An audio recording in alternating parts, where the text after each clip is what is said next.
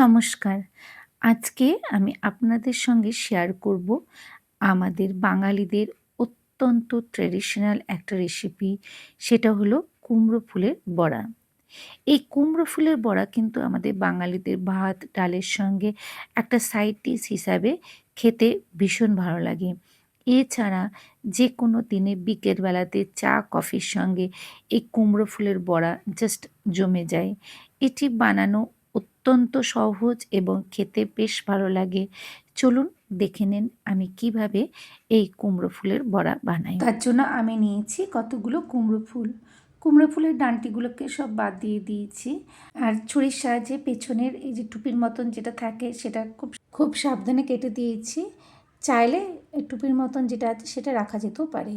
এরপর আমি ভেতরে বৃন্তটাকে খুব সাবধানে বার করে নেব। এখন কুমড়ো ফুলগুলো ভাজার জন্য আমার রেডি হয়ে গেল। প্রথমে একটা ব্যাটার করব। প্রথমে নিলাম 1 কাপ পরিমাণে বেসন, তার সঙ্গে নিয়ে নিলাম হাফ কাপ পরিমাণে চাল গুঁড়ো, আর ঝালের জন্য নিলাম গোলমরিচ গুঁড়ো, আর একটু হলুদ গুঁড়ো আর কাশ্মীরি লঙ্কার গুঁড়ো দিয়েছি। এর সঙ্গে দিয়ে দেব অল্প একটু জিরে গুঁড়ো, অল্প একটু ধনে গুঁড়ো, সামান্য একটু কালো জিরে, অল্প একটু দিলাম খাবার সোডা, আর পরিমাণ মতন দিয়ে দিলাম নুন, আর কিছুটা পরিমাণে দিলাম পোস্ত। এই পোস্তটা দিলে বড়াগুলো বেশ মুচমুচে হবে। রুম টেম্পারেচারে জল দিলাম। আমি পরিমাণ মতনই জল দিয়েছিলাম, বেসনটার পরিমাণ মতন।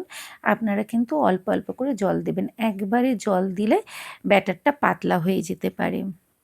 খুব ভালো করে সব কিছু মিশিয়ে দিয়ে আমি একটা মসৃণ ব্যাটার তৈরি করলাম। আর ব্যাটারটা খুব পাতলাও হলো না, আর খুব ঘনও হবে না, অনেকটা ঠিক এই ধরনের ব্যাটার হবে।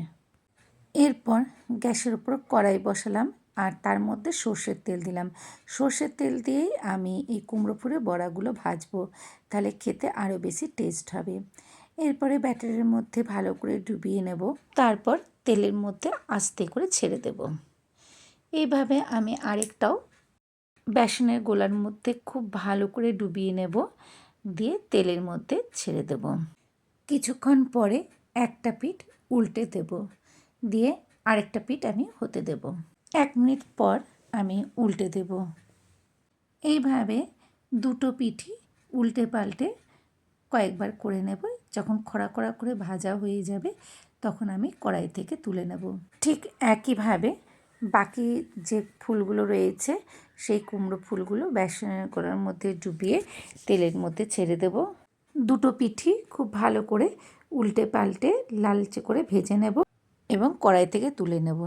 এইভাবে আমি সবকটা বড়াকে আমি ভেজে নেব। আমার হয়ে গেল কুমড়ো ফুলের বড়া ভাজা। আমার আজকের রেসিপিটা আপনাদের কেমন লাগলো অবশ্যই জানাবেন। আর ভিডিওটি ভালো লেগে থাকলে প্লিজ একটা লাইক, শেয়ার, কমেন্ট আর সাবস্ক্রাইব করে দেবেন। পাশে থাকবেন। নমস্কার, ভালো থাকবেন।